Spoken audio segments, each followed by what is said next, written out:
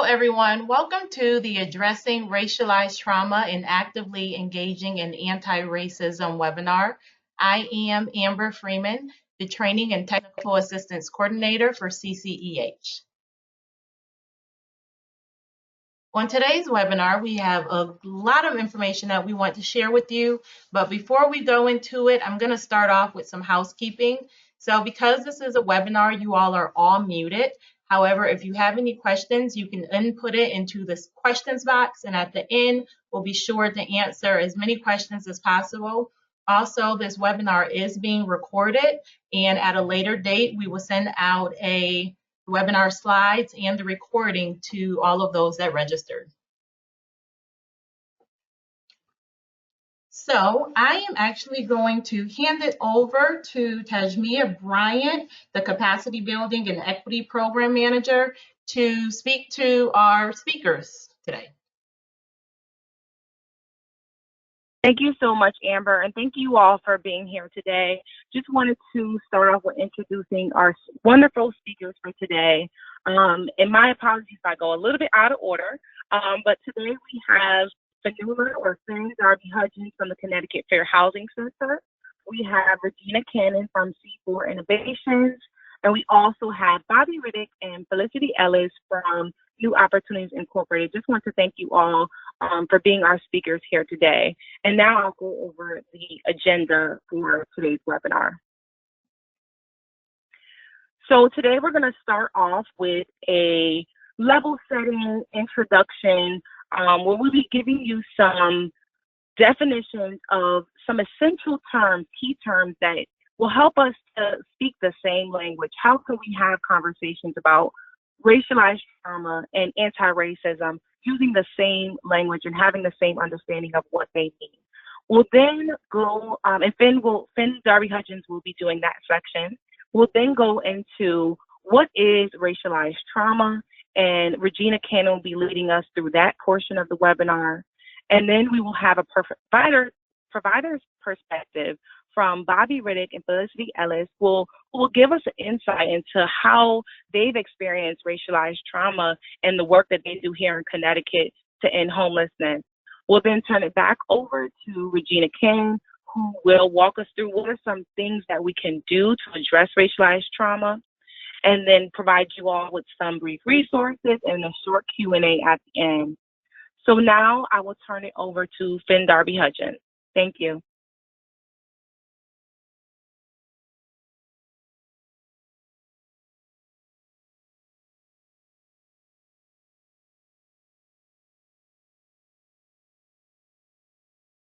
Good morning. Amber, can you click to the next slide, please?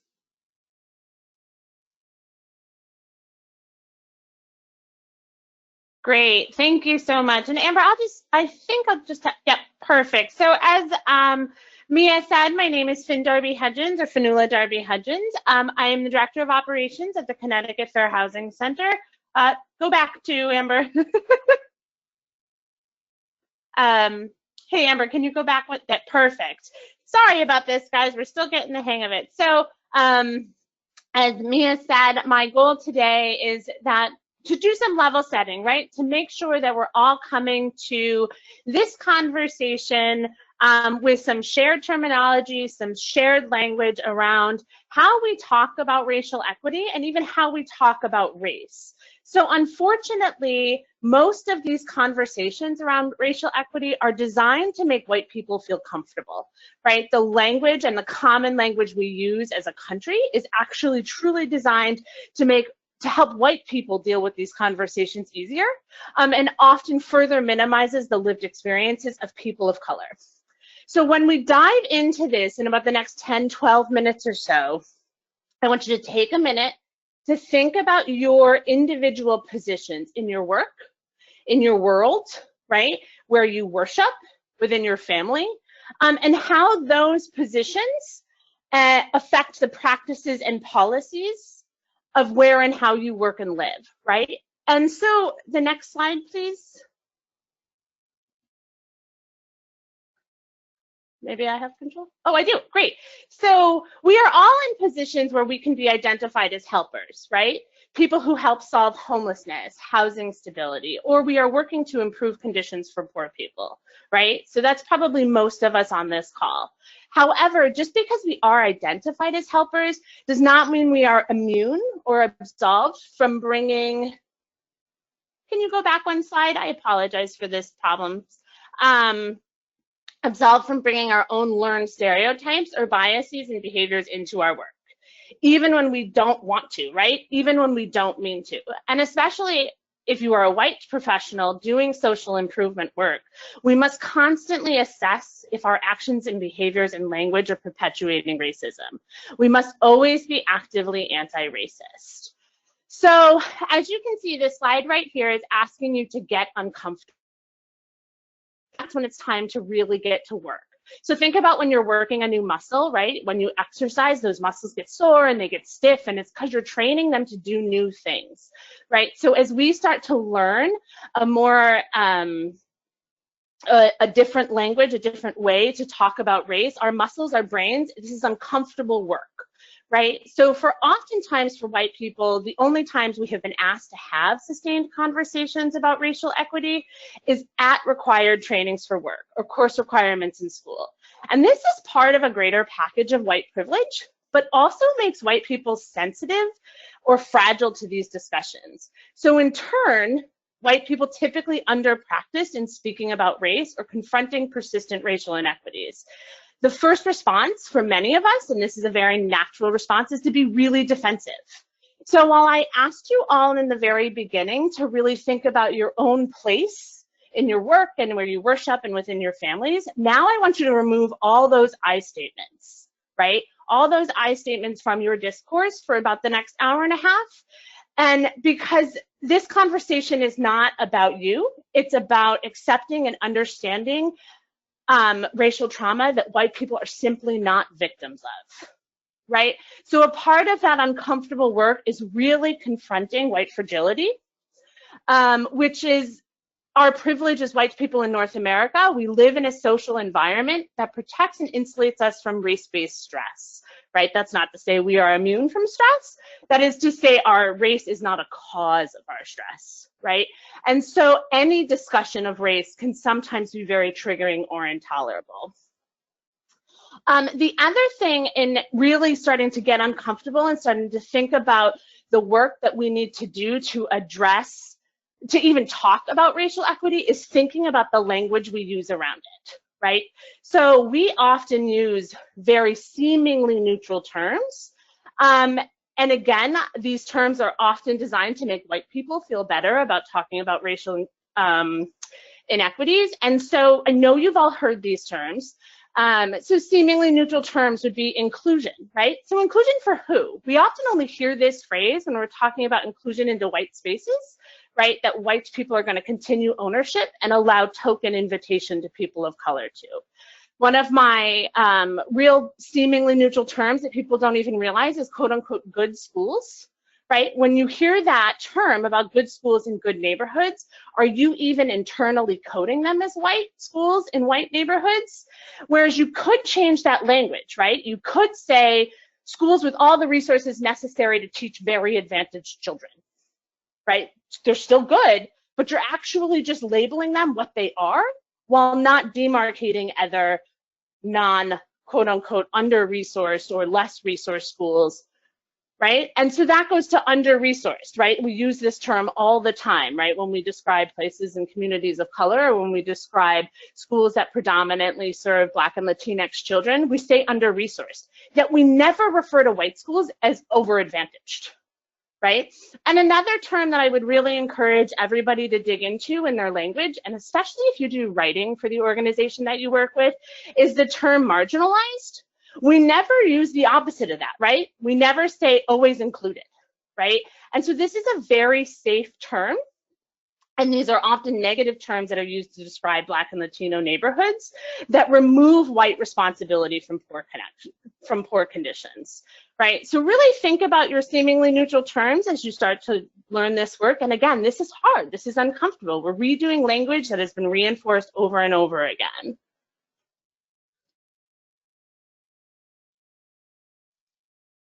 Amber, can you flip to the next slide? So another real language thing, right, and just in continuing our learning about how we talk about race and racial equity, is understanding the difference between prejudice and racism and what happens when we combine those two, right? So prejudice is when we have some negative feelings towards a person because of their membership in a group. And it's often based on our own preconceived stereotypes or ideas about that group membership. Right, we saw some of this from this current administration in result of the pandemic, when he started to refer to it as the China disease, when he started to refer to coronavirus as the Chinese disease. That is prejudice towards people who are either from China or perceived to be from China, right? And prejudice, even in and of itself, means prejudgment. So judging an individual based on their group membership before you know anything about that person. Right? Prejudice is broken down into 7 types: religion, race, gender, age, socioeconomic status, nationality, or sexual orientation. So, right, so that's block 1. Now, prejudice sits inside racism, right? It's a piece of racism. And racism is when you add power to prejudice. So in America, policy and practice has provided white people with power. More power to influence policy, cultural norms and practices, the ability to build wealth, the ability to access or gain ownership to land, more protections within the law and criminal justice system. In every aspect of American life, white people have power and authority. And so when you add prejudice, specifically racial prejudice, to racism, or to power, you have developed racism. Right? And so we really see this in 3 ways, right? So racism is racial prejudice plus social institutional power. Racism is a system of advantage based on race, which is very, very prevalent across the United States. And racism is a system we use to oppress people of color. So my next 2 slides are going to be how we can actively work to do better, and then I'm going to pass it on to our other panelists. Can you click to the next slide, please, Amber? Great. So again, this is really about work. This is about getting uncomfortable. And so as you can see, if it is not actively anti-racist, it's racism. To really do this work, to really ensure, go back 1, please. I'm sorry, my thing is being That's really okay. weird. No worries. Okay. Perfect. So to really do this work, to really ensure racial equity across all systems, we must identify barriers to that equity. And when we talk about equity, what we're really talking about is access, right? So oftentimes we hear all the major companies suggest that they're going to have a renewed focus on diversity in the workplace, right? Or diversity in their communities. But when you think about that, right, just like take a minute and think about one of those statements you've read. I'm sure you've read hundreds. That isn't really doing anything, right? Saying a commitment to diversity. Where's the work in that, right? That is not fundamentally changing long-standing practices to improve access for people of color. And it certainly is not identifying those barriers. And unfortunately, without doing active work, our token commitment to diversity, or the way we use the word diversity in our common and popular mainstream language, often ignores the lived experiences and racial trauma of people of color and assumes they have equitable access. Anti-racism is an active process. It is the work of identifying and eliminating racism by changing systems and organization structures, policies, practices, and attitudes so that power is distributed and shared equitably.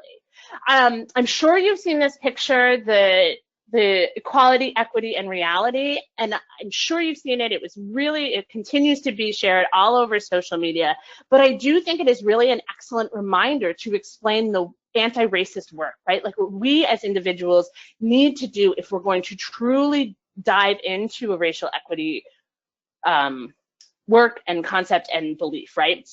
And so equality is we give everybody the same thing. And if you were raised in the 70s or 80s, we called this colorblind, right? Like, and this was what our schools taught us. Like, we'll just give everybody the same thing, right? So as you see here in a very simple graphic, we're giving everybody one box to view the game. But we immediately see that not everybody has the same access to that game. So equity, which is that center slide, is really figuring out, it's that anti-racist work, really figuring out what is the barrier to equity and what do you need to do to create it, right? So this picture is really simple. They just moved around the resources and gave them to the person who had the least access to viewing the game. Unfortunately, in America and in a lot of our systems, we haven't even developed a colorblind philosophy, right? We haven't even gotten to equality. The reality is we give white people significantly more access and more opportunities across every single industry institution. Next slide, please.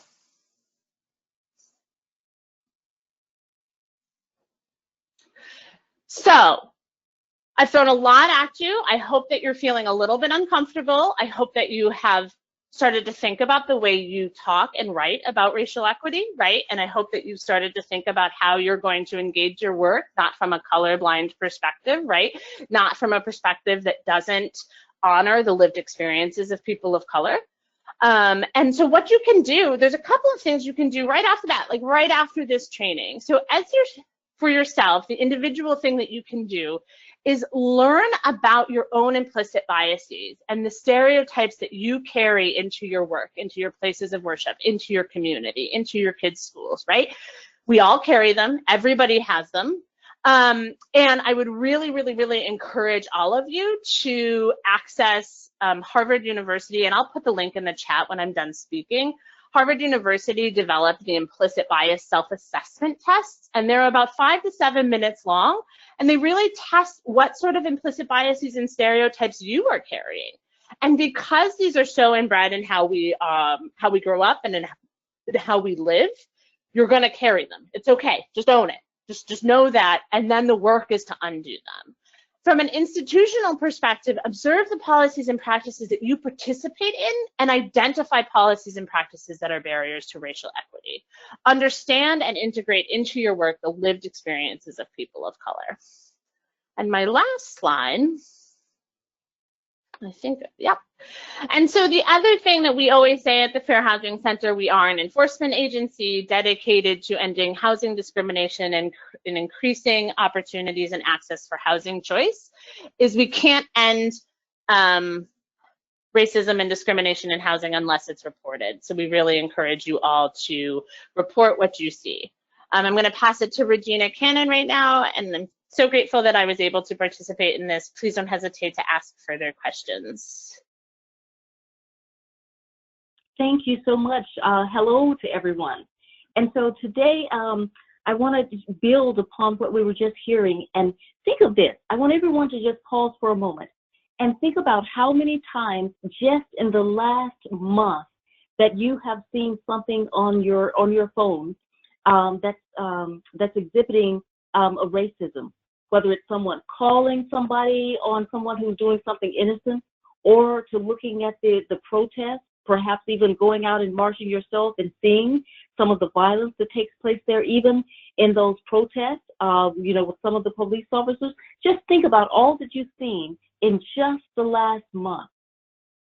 Now, I want you to think about that. Think about if you were experiencing that over a lifetime. Think about if you were experiencing that 365, 24/7. And so now in this moment that we have, when everything is sort of being unearthed and coming to the surface in a way that perhaps it hasn't ever before, I want to talk a little bit about racial trauma. Because while everyone else is, very excited and very, gosh, let's learn more, let's talk about this. See, Black, Indigenous, and other folks of color, guess what? We've been carrying this for a moment. We've been carrying this more than a moment. And part of what we carry with us is that racial trauma of feeling, experiencing, and seeing this over and over and over again, okay? So if we can go to the next slide. So what is racial trauma? What do we mean when we say racial trauma? So racial trauma, or some may call it race-based traumatic stress, it's the mental and emotional injury caused by encounters with racial bias and ethnic discrimination, racism, and hate crimes.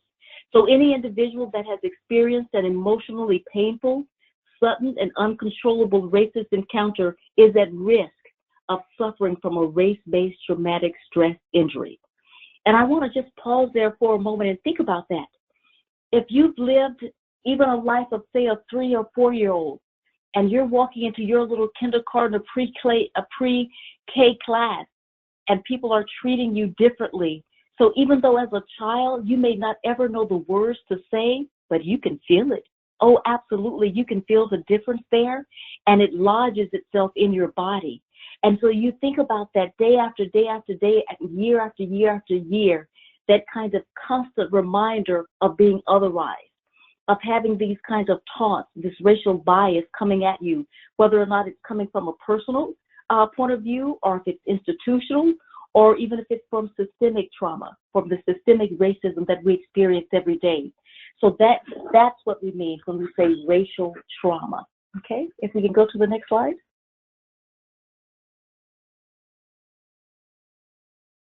And so what do you know when you see or feel it? And we deliberately sort of cross that C out because sometimes it is a feeling. And so I want to do that from sort of both sides, from those who are experiencing racial trauma, to think about, how do you know, my gosh, am I just tired? You know, am I just feeling depressed today? Am I a little bit more anxious? But pausing and saying, but what have I been taking in a lot lately? Have I constantly been followed as I'm going into, you know, my local drugstore? Am I being asked or looked at funny when I walk in with a mask that's protecting my life, but someone's looking at me oddly because, oh gosh, the rest of my body may be black or brown and they're a little bit afraid of me, and so they're going to follow me throughout the store. All of those things, don't ignore them, because that may be that trauma that's building up, and believe me, it's going to come out. And for others, how you can actually see if that's going on, reach out to your friends and say, you know, I've noticed that you've been a little bit more withdrawn lately. You know, what's going on with you? What are you feeling? What's going on with you? So I want to make sure that we're thinking about racial trauma in a very real way, because it is real, and that we're not just saying, oh my gosh, okay, what another awful video, or well, are you sure that when you were walking around the store somebody was following you? Well, are you sure? This is real, and we need to make sure, if we're the ones that are experiencing this, that we're reaching out for support, and also if we're the ones that have friends that we believe may be experiencing this, that we believe them, when they say and talk to us about these different incidents. And so I'm going to stop here and reach out to some of our providers to give their perspective, and then I'll come back and we'll begin to talk about where are we seeing instances of this and what can we do about it in our service delivery. Thank you so much for that, Regina, and thank you, Finn, as well. Regina, you made some great points about how even if we don't understand that racialized trauma is happening to us, we can feel it, and even as children, we've experienced that. So today we have some wonderful providers who have joined us, bravely joined us, to share their own experiences of how they've experienced racialized trauma in the field. Bobby Riddick and Felicity Ellis. As you're listening to this, I just want you all to just imagine that already we're ending homelessness, we're working in the field, and this can be very difficult. You know, there can be triggering moments that happen to us already, you know, stress that is associated with that. So while we're having this conversation, just imagine what our BIPOC providers are experiencing, how that may relate to Bobby and Felicity's experience, and how we can support providers as a system, as well as our clients and people we're working with that may be dealing with this. So if we can, I just want to start off with Bobby. If you could just tell us about what you've experienced working in the field with regard to racialized trauma.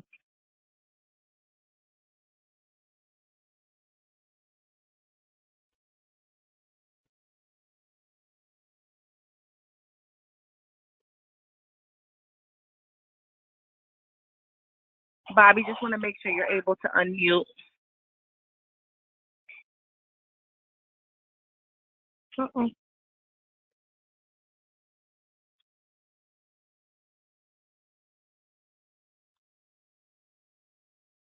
Okay, sorry for the technical difficulties. Amber, if you could also just help us figure out how we can get Bobby's audio on. Well, Bobby looks like she is self-muted. However, if you're speaking, if you can unmute. Is it *6? Is that the directions to unmute for her? Hello? She has it now. Does that work? There she is. All right. Hello. Thank you all for bearing with us through this technology age. But yes, thank you, Bobby. I'm happy you were able to join. Go right ahead.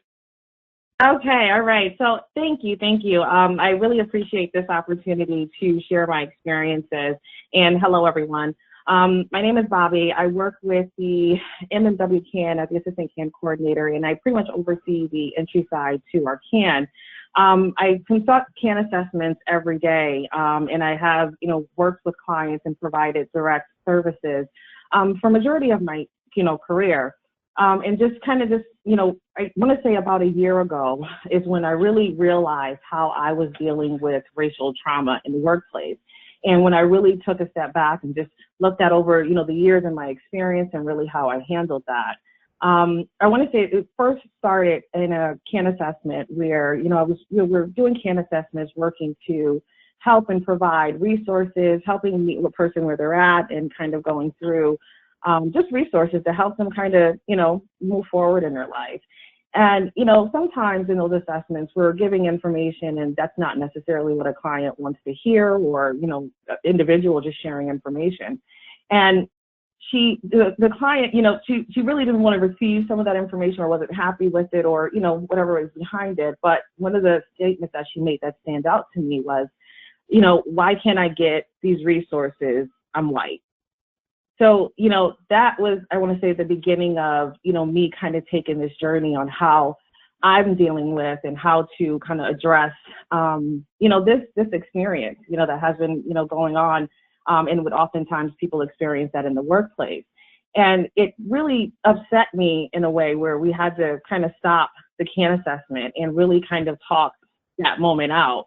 And I think once, the client really realized that, that wasn't okay to say, she was, of course, apologetic, but, we really still had to kind of talk it through. Like I felt the need that we needed to talk about, well, what does that mean that you're white? Here we are in a CAN assessment and we're trying to find out what resources are available to you and you feel the need to have that statement, to make that statement. Thinking back, I had to think about, I understood what she said, and she understood what she said. And just that underlining tone, I understood where she was coming from because that's something that I had experienced. I think that was also just a moment where, there's an unspoken kind of language or that spoken language being outward about that. I understood that she felt that she was white and she needed to have certain privileges to certain services that, that should be just offered to her. And, just I had to take that conversation back and talk with my supervisor, about, how I was feeling because, just thinking going back into just my career, I've had those experiences throughout my career. And have I responded to those? Have I been so upset? Mm-hmm. Have I been so, how did I respond to those experiences before?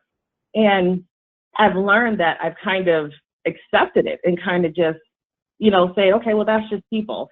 And then I started to find that even just going through the work and continuing to experience that racial trauma or, those statements, those comments, that body language, that I've kind of made excuses for why people were doing that or why they were saying, why they felt the need to have to make that comment or to, just kind of proceed that way. And, I would definitely make of, well, maybe they have some mental health or, maybe they're going through a traumatic time. And it was like, no, that's no longer an excuse. That's not, an acceptable excuse. But again, just kind of going through and work where that was like kind of the starting point where I really realized that I'm dealing with racial trauma and am I dealing with it in the most healthy way? And just as, time has gone by, I've experienced it from that particular comment to, having people kind of talking to me and trying to, I'm sorry, it's kind of still emotional for me because when I'm talking about it and kind of realizing in my journey that, some people would have that agenda to intimidate me or to insult my intelligence throughout CAN assessment. And right now we're working remotely and I'm in my home, experiencing that trauma. And, just again, how I'm doing it. And from the most recent, traumatic experience that I experienced was that someone just said, well, you must be Black, or I need to speak with someone else because I don't feel that you're able to adequately provide services for me. And, that weighs heavy on me. And now that I'm also, again, coming through my journey and figuring out how to deal with that emotion and how to deal with that interaction, the first feeling that I would feel is feel like kind of defeated and upset because I let that power or that prejudice kind of have some type of control over me. So I was, really upset about it. And then I was also ashamed that I had been letting this go on for a very, very long time and not acknowledging how I felt and not acknowledging that this was wrong or not acknowledging to give pushback or feeling empowered to give pushback. And it led me to think about, just having conversations with some of my elders. And in some sense, that was, how as a woman of color, you're kind of almost modeled and kind of taught to, well, that's just people, or that's just people see us differently. And you're not supposed to respond or you're not supposed to, kind of go, kind of give some pushback to, white people in specific that are displaying, that aggression, that racial trauma towards me, or making me experience that racial trauma. So, it just trying to kind of, just work through that and then feeling empowered to, just to kind of speak up for myself and just, having those good conversations with my supervisor about every time I had those experiences. I would share that with her and she would say, I'm talking about Felicity, Miss Felicity Ellis. And she would say, Bobby, no, that's not okay. She would tell me, Bobby, that's not okay. And, again, that was a part of my journey to say, that's not okay. And, I have been just kind of brushing it over and just really, not acknowledging and not, standing up for myself. So, it's been a journey, for me as a woman of color and to just kind of experience, that racism and that prejudice. And sometimes I feel just attacked, to experience that attack and to moving forward, how to deal with that and how to deal with that emotions, but not, be worried about being angry, or not being, displaying that trauma in a negative way in the workplace, or even I'm very sure of, myself and my professionalism, but just making sure that, that trauma isn't kind of spilling over and that, I'm just able to kind of just continue to be professional and continue to grow. But that speaks a lot in itself right here, where every day I step outside to, and I have to, protect myself or make sure that I'm not, not being, just making sure that trauma is just not being exerted out into the world and into my interactions, and just making sure I deal with that in a healthy way. And, I'm really thankful for the conversations that I have with my supervisor about that, because that is a daily struggle that a woman of color or anyone of color has to experience and have to deal with when they walk out their door to say, am I going to be, don't want to be an angry person, or, or do I make sure I say something correctly or make sure, treading lightly, and just always having that thought in your mind just to kind of be careful with what you say, that, and then on top of that to deal with racial trauma. But, so that's kind of my experience, and just kind of dealing with that emotions and that racial trauma, and, to be shocked but not shocked that it's still there, that I'm experiencing that, even though I'm in, the position that I'm in. I'm pursuing, my master's in business, and still, I'm still being viewed a certain way and being treated a certain way despite, all the work and the field that I feel that I do, to the system. Yeah, definitely. Thank you so much for sharing those very traumatic experiences. And I think you're absolutely right where, as people of color, sometimes we don't really realize the impact that these experiences are having on us. And we try, we're dealing with these even without realizing it, as we're trying to, like you said, remain professional and do the best at our job, do the best that we can. So I really appreciate you, giving that context. And Felicity, Bobby said that you were very helpful in that experience and helping her to be able to, recognize that she was experiencing trauma or had experienced trauma. So can you talk a little bit about that experience, that you and Bobby went through? Sure. I mean, I think one of the things that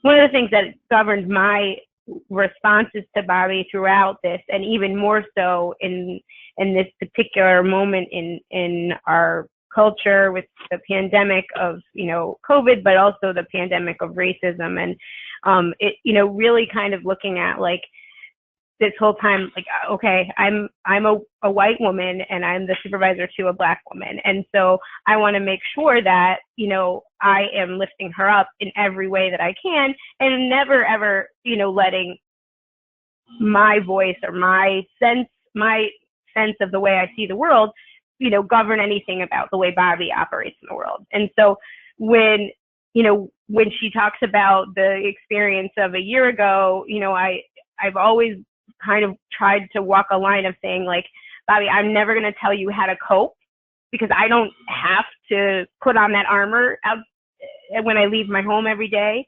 and you do. So I'm not going to say how you should be in the world or in the workplace. But I would like you to know that this is not okay with me, and that I want you to feel empowered to do whatever in the moment you need to do, because I trust Bobby's professionalism to the end. I mean, she's amazing and sets herself aside in a way that is extra unfair, because she's a BIPOC professional, and I think particularly because we all are helpers, right? And we want to serve our clients, and we understand there's a level of trauma that just comes with being homeless, but it doesn't make the racism part okay, if someone's bringing that to the table while they're seeking help. And so I think in February, we began participating in a race equity cohort together. And I think that, that's really helped, me as a supervisor to try to be even more aware of ways in which I can be anti-racist in my work and in my relationship with Bobby, who while I'm her supervisor, we really operate like partners as much as possible in the workplace. And I think, particularly being in the remote setting where we're not literally sharing an office and talking these things through, I felt even more so like just in pain about Bobby being isolated and hearing people say, am I talking to a Black lady, and things like that I just, are just not okay, and so I kind of kept saying, just like, Bobby, you can end the call, like, these are okay things for you to say. I have a limit, and you don't need me to sanction what you do, right? Because you make those choices, but I know that whatever you decide, I support you, right? And that I just don't think it's fair that you're in your home and somebody on the phone is saying to you, like, making a judgment about who you are and what that means about your professionalism, because it's just completely baseless, first of all, and second of all, it's like, I mean, that's not what we're talking about right now. We're talking about this person seeking help, and so, it's hard to structure that conversation and build an environment that would sort of help people know what limits they might have, because everyone's just on the phone and separate, right? And I in terms of being Bobby's supervisor, I was like, I want you to be able to have self-care. I mean, there were so many times when, you were just exhausted, Bobby, from those days and just venting, and you were like, I'm sorry, I'm venting. And I'm like, please tell me whatever you need. Like, what else are we going to do? Like, what are you going to do to help take care of yourself? And I know you talked about walking up that big hill or being in your garden and things like that, but I also wanted you to be able to speak about this when you were ready to, so that you could, because you shared with me that you wanted to share this experience so that you could form a network of support with other BIPOC professionals. Because like Mia said, we're already doing hard work with people who have some disadvantages, but we've got to make sure that we're also that staff is also cared for and not harmed and traumatized by other people's behavior. So, and that's a big piece of it too. Just having that conversation, that initiated conversation, that inviting conversation with my supervisor about those experiences, and not have to worry about, pulling the black art or different microaggressions to be kind of put back on me. And just having the opportunity to have those conversations on many different, opportunities about those experiences of how I'm dealing with and how I feel about those racial, traumatic experiences, how I'm dealing with it, and really, feeling supported, in my place of work, regarding, how I'm feeling and how I'm going to proceed with, the work that I'm doing and taking care of myself. So, I appreciate, my supervisor, for that, and just, that just thinking on a grandstand, as, what a difference that could be, having those inviting and more often conversations instead of waiting until there's a specific, racial triggered or, situation, and then trying to, tackle it with defenses and, it's just kind of waiting to that moment, but being open and having those conversations with staff, with your colleagues, about racism and about prejudice in the workplace, so that, your staff, like I feel comfortable to speak with my supervisor about that. And that's a part of my healing process, knowing that I'm supported and not being, looked at a different way, or having that understanding. If I'm upset that day, I've experienced this, I'm upset and I don't quite know what to do about it right now, and just really having that support, that's half of the battle. Just sometimes you just want to be heard and just know that that has happened to someone in the workplace, and that there's support around a person. And I just wanted to thank you both for sharing that, and also just highlight some themes that I heard, and it's because you both really, dropped a lot of gems there. Some of the things I heard was around trust, being able to have that trust between supervisor and supervisee to have this conversation, the platform to have these conversations, the time and space to be able to have these conversations, as well as a sense of humility. Felicity as a supervisor saying, I don't know what it's like to walk in your shoes and to have to deal with these situations, and a sense of almost giving up power, because oftentimes BIPOC, I know from my experiences and family and friends and those I've spoken with, and what you've shared, Bobby, sometimes we are told to, act a certain way, or we'll be labeled, and even told in a way that's like an unconscious bias, where we're labeled as an angry Black woman, or told to calm down, or that we're getting hostile, and so many other labels. And I think it's very important. I appreciate that sense of humility, and it goes a long way to be able to say, I don't know, I'm not going to tell you what to do. I wanted you to know that you're supported. And I think that that's something that, a message that I hope really carries throughout, our system, throughout our country, that type of theme of being able to support in a way that's not telling someone what they need in order to, in general, in order to cope, in order to deal with these stresses and traumas. It's similar to what we say about, working with people experiencing homelessness, about their situations where they really need to develop the solutions. They really need to be able to feel supported to lead their own way into housing. And I think the more you are really person-centered and letting that person really speak for themselves and figure out what they are comfortable with, what they want to do, I think that, you're definitely on the right path. And I just also want to say, Bobby, you mentioned that, you wanted to share some of these things at first. You weren't sure, but you eventually shared these things with Felicity. But I wanted to put that out there, that this is not a requirement. This is not a expectation that BIPOC are going to want to share these experiences. I think all we can do is provide the space for people to feel comfortable expressing themselves and to feel supported, and that there's a sense of trust and safety. But we cannot like we said, expect people to do that. So just wanted to thank you all for those among many gems that you dropped today. Thank you for this opportunity. It's just, just to feel, it's like a relief. Things that people, like I said, have been holding on. We've been experiencing this, for many, many years, and to kind of really talk about it and have a discussion about those experiences. I appreciate the opportunity. Absolutely. Thank you so much. Thank you, Felicity and Bobby. So now we'll turn it over back to back to Regina Cannon, who will help walk us through what are some things we could do to address it, and just give us some additional, gems about racialized trauma. Thank you so much.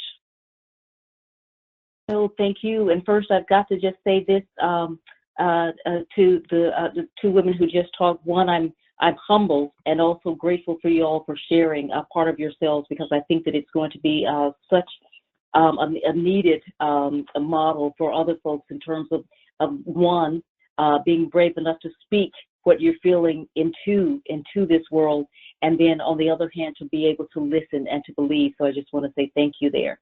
And so, all of the things that Bobby was talking about and what she was experiencing, I want to talk a little bit about how do we get to this moment? How do we get to a moment where literally we're carrying this in our bodies, and then and what the impact of this is, and more importantly, what can we begin to do about it? So if we can go to the next slide.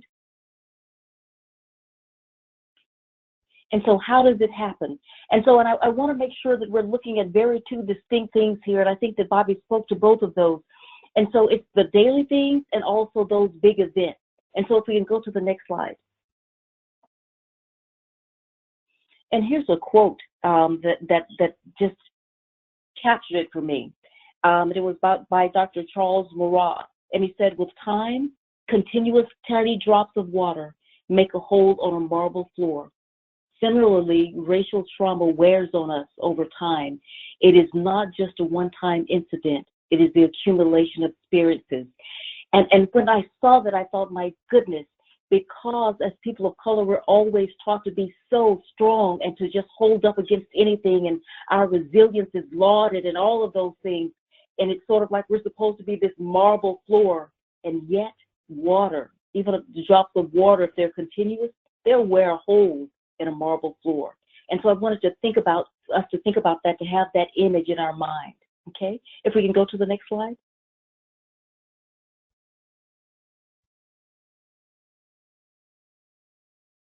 And so to me, it's even heightened at this period of time because we have COVID-19 and we have what we're calling racism 20.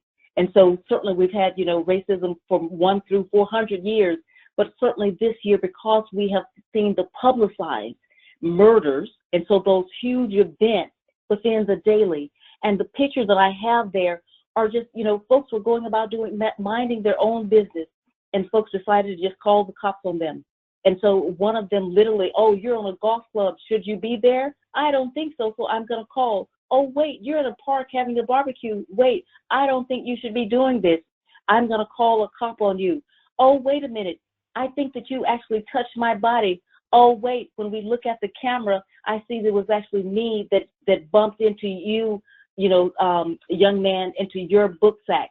And so this constant daily that folks are carrying with them. So not only just these huge events like the literal lynching, the public lynching, and having to watch that over and over and over, and that being constantly on the news. And then on top of that, realizing that we're in part of the group that is dying the fastest from COVID-19, that we have the highest, or we have a disproportionate number of cases of COVID-19. And so how can we not, many of us, be carrying that kind of racialized trauma in our bodies? So I just wanted to make sure that we're seeing it fully, especially in this moment with COVID-19, and from the daily aggression to the public murders. And I just want to add one thing there. I don't call them microaggressions. I call them just daily racist aggressions that we have to experience every day, because being on the receiving end, there's nothing micro about it, okay? If we can go to the next slide. And so the impacts of racial trauma. in terms of health, time, and creativity. And I want us to think about this as we think about, one, our colleagues of color that we work with every day, as well as those that we serve that are people of color experiencing homelessness. And so we think about the impacts of racial trauma in terms of health and all of the ways that that plays out in terms of depression and anxiety, sometimes literal or physical manifestations of that in terms of hypertension. When Bobby talked about even the emotional part of that, of feeling defeated because someone had said something and you've not been able to sort of come back at them in the moment. But if you were to do that, literally you would be saying that and addressing it literally every single day, because that's how often we're experiencing it. The fear and the hypervigilance that folks have, that even if you happen to walk in a store and nobody's paying you not one bit of attention, or if you're a person that's experiencing homelessness out on the street corners and there's a cop there or someone and they're not even looking at you, but you're waiting for it. Your body is tensed and waiting for it because you're being vigilant because of all of those experiences. And so that takes away from your time. Think about all the time that folks of color have to put into that, of one, having to do all of those things to try to get ourselves centered and backed when we are constantly attacked in that way. Think of the time that could be put into being more creative. You think about the things that we're able to achieve in spite of the constant racial trauma that we carry, the aggressions against us, these huge events that happen, watching police violence, watching the death of folks in front of us. Think about the fact that if our minds were free, all the things that we're already doing, the amazing, almost impossible things, the wonderful things that we're creating and doing, think about if we had all of that time back, all the things that we could do. And so we're losing out on all of those fronts, our health, our mental health, our physical health, the time that we spend with this, and all of the creativity and the innovation that we could come to any of our jobs with, even when we're trying to help those that are experiencing homelessness.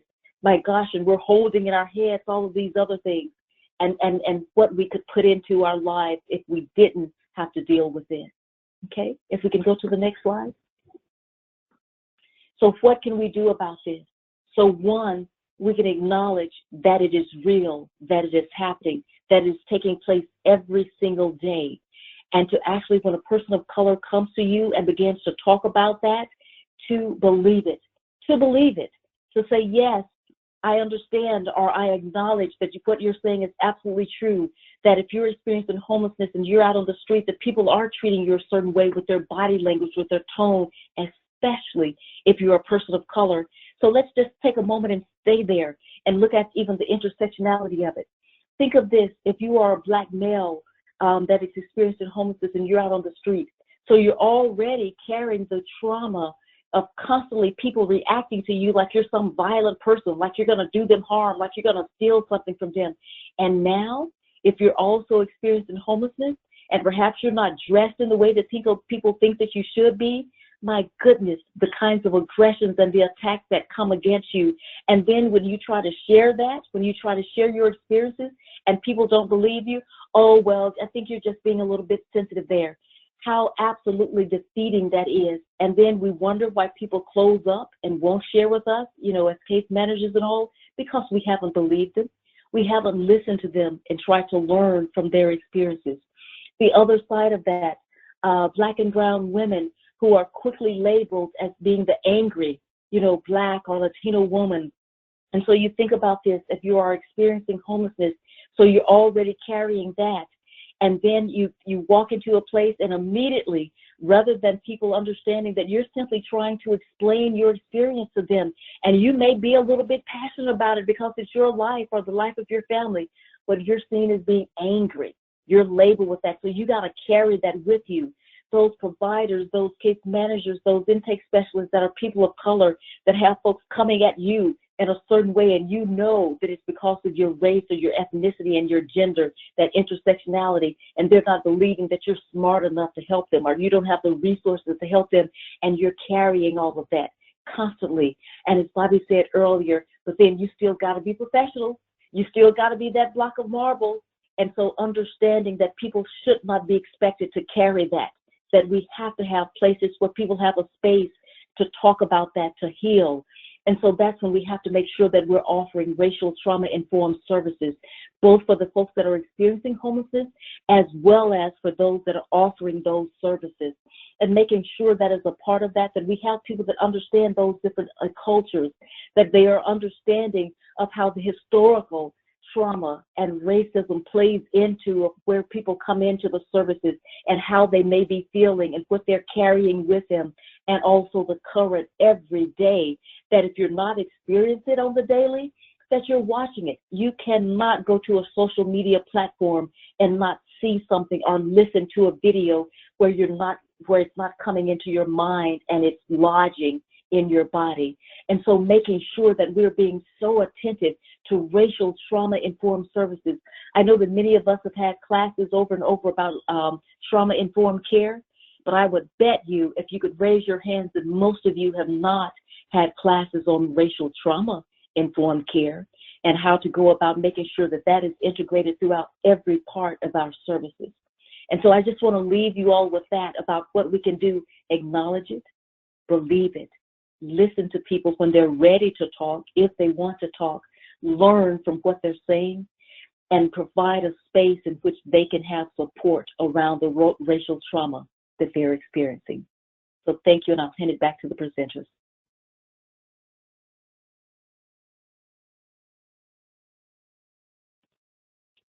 Thank you so much for that, Regina. I really appreciate those important messages that you just shared with us. And I just want to thank all of our presenters today for being with us, for being bold, for being brave, and sharing your experiences and the knowledge and expertise that you have based on your experiences and research, all that you have brought to the table today. So I just wanted to thank you for that, and also thank Amber, who has been doing our tech behind the scenes and really has allowed us this platform today to have this conversation. So I'll before we get to Q&A, Amber, I believe we have some resources if you want to just review real quick, and then we'll open it up for questions. Sure, I'll go over a few resources. So as always, CSH has a collaborative on race equity in their framework. It's very informative, that website. NEAH has race equity network action steps. As Finn was speaking about earlier, there is an implicit bias self-assessment. I will encourage you all to take that assessment just to see where you stand. And there's a dismantling racism, white supremacy culture, awake to woke to work, building a race equity culture, and organization-wide equity pause resources. So there's tons of different resources. I encourage you all to take a look at them, do the self-assessment, see where you stand. And this is a continuous process. It's continuous work.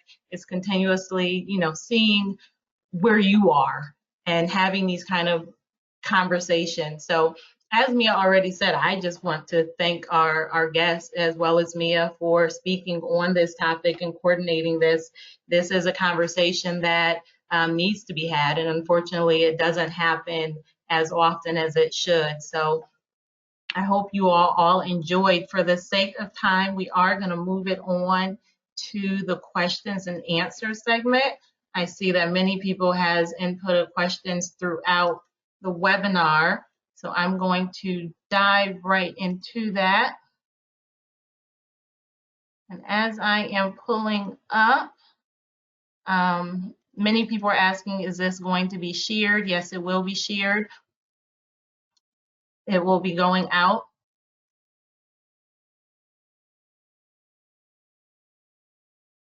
Okay.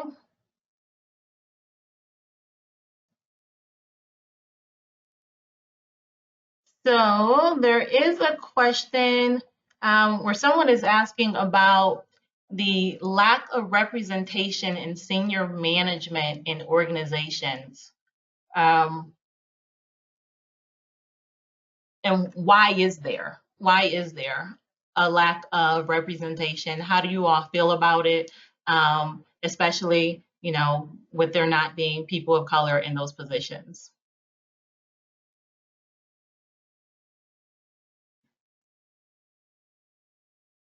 This is Regina. I'm happy to get started with that.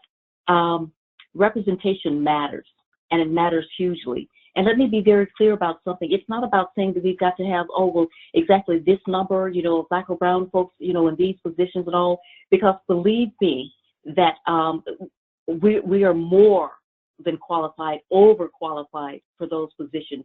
One thing is how people see us.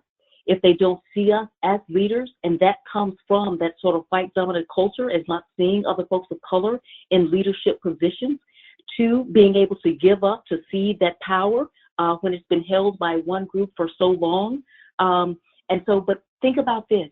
If you are working in a place, or if you're a person of color that is experiencing homelessness, being able to see someone in power, and when I say power, being able to make the decisions about the resource allocations and about programs, it means the world. And so I think that we have to be incredibly active and move toward making sure that throughout all of our organizations, that in our leadership positions, that we have representation of people of color. Because, and don't worry about, oh my gosh, well, I got to try to go and find someone because we got to be diverse. You're going to find people that are more than qualified to be in those leadership positions, and many times in your own organizations whom you've just not promoted into those positions. I'll stop there. I think you're absolutely right, Regina. This is Mia. If I could just jump in and say that I wanted to highlight something that you mentioned earlier about not just, you know, checking boxes. I think when we think about positions, people of color, BIPOC, having positions of power, oftentimes it is thought in a way where, like, okay, well, let's find someone, let's get someone on, you know, anyone, you know, on that board or on that team or whatever it is, committee. And I think we need to be very thoughtful about how we, in general, are engaging with our community as organizations, as a system. In what ways are we engaging with our community and with BIPOC communities in a way that makes our organizations inviting, that makes people want to join our organization, apply for those positions? In what way are we engaging people with lived expertise? You know, how, you know, with homelessness? In what ways are we, you know, creating a sense of equity and creating equity and a sense of inclusion within our organization, so that not only can we say that we have a diverse representation on that board, committee, staff, whatever it is, but that they feel included and that they truly have power and authority and can provide input in a way that really is meaningful. It is not just, you know, like I said, to check a box. So I think that is part of that conversation about the whole picture, about engagement, about a sense of community, about a sense of trust, that people can trust your organization and trust the work that you do, your program, so that they can feel and want to be included and be able to actualize this, you know, diversity dream or diversity goal that we have. Great, thank you, ma'am. Someone is asking, what do we do next? How do you deal with this problem among coworkers as well as clients, and address it with them and start those conversations?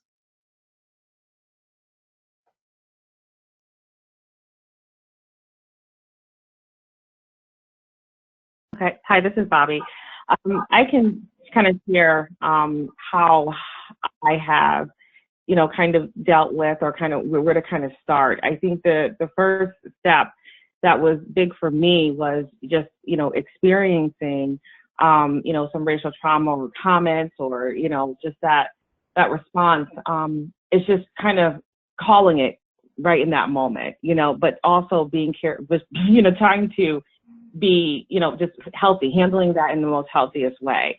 And, you know, it's kind of before that happens is really doing a self-check with yourself and kind of thinking about how you handle those experiences and just making sure that you're okay, you know, moving forward. And if you're consciously kind of working on your racialized trauma or your experiences with that and just really kind of dealing with it in a healthy way, it kind of almost prepares you as well for those interactions and how to respond to that, so that you're not so, you know, impulsive in a moment and kind of feeding off of your, you know, that immediate emotions or response. And half of that prep was having those conversations. and initiating those conversations, even if it's not happening in that moment, but just kind of just openly talking about, you know, experiences in the past, and just having that platform or that, you know, supervisor or colleague that you can trust, and having that open conversation that kind of subconsciously kind of prepares you for that moment. You know, and just kind of helping someone to be, you know, centered as possible, and to, you know, again, just be healthy for yourself. So I'm always going to say, you know, just having those proactive conversations and making sure that you're checking in with yourself, to just make sure that you're handling that trauma the most proactive and most healthy way, but continuing those conversations, you know, amongst your colleagues, just to, you know, kind of build, you know, that comfortability and having that safe place to kind of share those experiences, so they're not boiling up when that experience does happen. Great answer. Thank you. And I guess a follow-up question, an individual is asking, what would you like to see from your white coworkers when you're experiencing racism from other coworkers, leadership, management? How can they be supportive? Speak up. Speak up and say something. That literally, before the person who's experiencing that particular attack, before they can open their mouth, you need to speak up and say something that say, this is not right. We will not tolerate that here. I don't care what position you're in, whether you're a peer, your colleague, or to your supervisor, speak up. Because fighting against racism cannot be only for folks that are experiencing it. It has to come from white allies and accomplices. So speak up and say something, and be proactive. Say we need to be having these kinds of conversations in our organizations on an ongoing, regular basis, so that we're normalizing talking about it, so it doesn't just come out of nowhere and hit people. But so be proactive in that way, but speak up and speak out. And it's heavy on my heart, because he's being funeralized here in my city today. Representative John Lewis, get in some good trouble. Okay, get in some good trouble. I would like to actually, at first, I definitely agree with Regina in terms of speaking up, you know, not being afraid to get uncomfortable, as Finn said, get uncomfortable, put yourself in those situations to say, hey, something's not right. You're not always going to have the right answer. As Felicity and Bobby shared, you know, they were walking through that together and just figuring it out together. So I think having that sense of just humility, that you may not know, but that you know that something's not right and that you need to do something. I think that's part of the, you know, the first step of doing that. And then opening up the conversation. Again, you may not know exactly what to say, but that walking the talk, you know, showing that, you know, you are a person that can be trusted, and that, you know, is an ally, presents himself as someone who is going to show up. But I wanted to flip that question a little bit too, and ask Felicity and Finn, what are some things that you learned? You know, like, of course, you know, this is not a step-by-step, hey, do this, but just, you know, in your experiences, what have you learned as being a white ally that might be helpful to others? I think particularly because of my relationship, this is Felicity, because my relationship with Bobby is like my formal relationship is as a supervisor. And so I really wanted to be so conscious of not saying, Bobby, here's what we're going to do, right? Because I don't get to walk in the same shoes. And so that was where I kind of feel like in some ways, like, gosh, I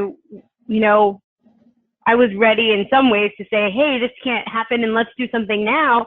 But I had to be ready for what Bobby wanted to do. And that was hard to sit with too, but not hard as it was to experience it for Bobby. So, you know, just really pulling myself back constantly from the agency in the situation, so that Bobby had the agency. Because I tend to be really task oriented. Bobby will even say that, I'm sure, like, because I'll be like, I know what we're gonna do, let's go, you know. And so I really had to. That was a lesson that I learned, is just like really sitting with this until Bobby was ready to take action about it. Mhm. Mhm. And once that was there, I was like, okay, let's go. Let's address this. Let's go. So yeah, that was really helpful. Yeah, just knowing that she had that support was there. It was, you know, ready to kind of, yeah, just to gear me up in how to deal with it, and also just to be and how I would help others deal with that. So, you know, right now I'm just kind of practicing and also just talking, you know, with some of the CAN assessors that I work with that may experience some of that trauma on the front end of the CAN, and just, you know, trying to help them support this. But having that safe place with Felicity was appreciated. Great. Thank you so much. That looks like that's actually all of the questions that we have. But if anyone has any additional questions or wants to continue the conversation, feel free to email us at training@cceh.org, and we'll get the questions out and have follow-up conversations with our panelists if you all are willing. And several people has, for one, several of our participants has just commented in our chat box that they have appreciated this webinar. So thank you all again, the panelists, for speaking and having this real conversation. And the webinar recording as well as the slides will go out, and there will be follow-up. So thank you all again. Is there anything else anyone wants to say to close out?